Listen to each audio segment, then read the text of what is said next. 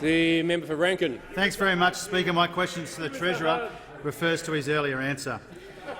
Why won't the Treasurer admit that since he took over, economic growth has almost halved, wages growth has stalled, consumption growth has weakened, business investment and productivity have declined, underemployment has increased, government debt and household debt have reached new record highs, and that all of this happened before the fires and the coronavirus hit? The Treasurer has the call. Members on my left. Mr Speaker, where's the member for Rankin when you need a hug in this place, Mr Speaker? Where is the member for Rankin now? The member for Rankin mentioned unemployment, Mr Speaker. The reality is— Member for Rankin, member for Griffith. Facts. These are the facts, Mr Speaker. When Labor was last in office, unemployment was 5.7%, Mr Speaker. The Leader of the Opposition, on a point of order, the Treasurer will resume his seat. Just before I call the Leader of the Opposition, members on my right. I'm just going to say to the Leader of the Opposition, the Treasurer is 21 seconds into his answer, and I'm happy to hear a point of order, but I remind him— I'm happy to hear a point of order, but I just remind him only one point of order can be taken on relevance. So it is quite extraordinary that he's only 21 seconds in.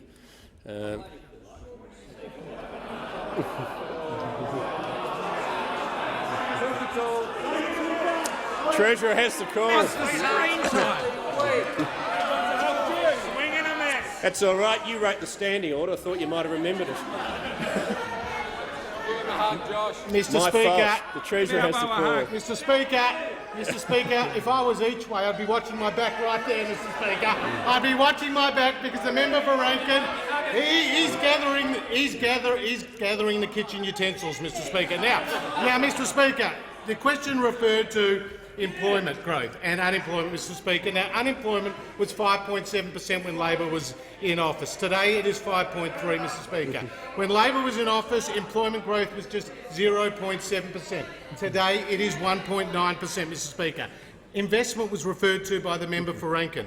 Under Labor, non-mining investment was in free fall, falling 10% over their 6 years in government to with growth of over 30% since we came to government, Mr. Speaker. Under Labor, 62,000 small businesses shut their door in their last year, whereas 62,000— The Treasurer will resume his seat. The member for Hindmarsh. On the point of order. Well into the second minute on relevance. The question was clearly restricted to the time during which the member has been the Treasurer of this country, not any previous period.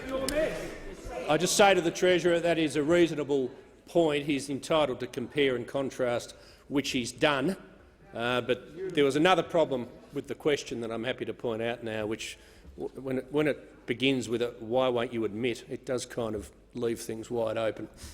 But the Treasurer needs to come back to the question. Mr. Speaker, I can inform the House that in January of this year, when I'm still the Treasurer, Mr. Speaker, that the IMF has said that Australia's economic growth will be higher than the United States, higher than the United Kingdom, higher than France, higher than Germany, higher than Japan, higher than Canada in 2020 and 2021. Mr. Speaker, the facts tell the story that the Australian economy has grown on the Coalition's watch, Mr. Speaker. More small businesses have been created, more people have found jobs, and importantly, we have delivered lower taxes, Mr. Speaker. More than $300 billion of lower taxes have passed through the parliament. Mr. Speaker, only the Coalition can be trusted to deliver a stronger economy and more jobs.